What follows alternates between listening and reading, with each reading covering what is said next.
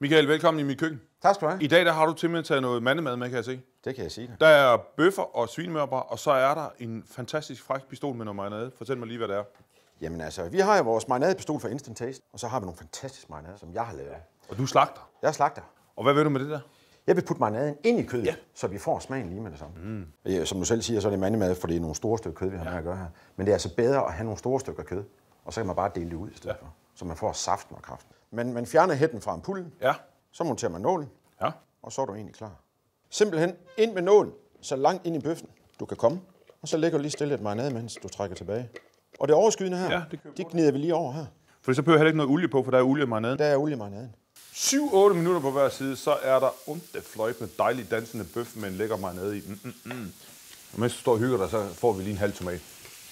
Det er okay, ikke også at slagte? Det er helt i orden. Igen, ind med nålen. Ind med marinaden, mens man trækker tilbage. Ja.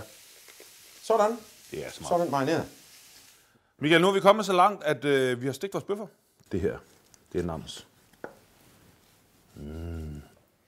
Og hvis man synes, det er for rødt, så kan man jo give lidt mere, ikke? Den er god stærk. Den er ligesom den skal være. Den er perfekt. Der er smag i det her. Og svinemørbrad. Der er godt smag på, hva'? Det her, det var 2 slags kød. Det var svinemørbrad, det var en porterstik, det var pebermarinade, og det var chili chipotle. Og så vil vi bare sige tak, fordi du så med. Så skal vi spise noget mere, ikke? Ja, klar. Tak, fordi du gad komme. Tak, fordi jeg måtte komme. Altid, Michael.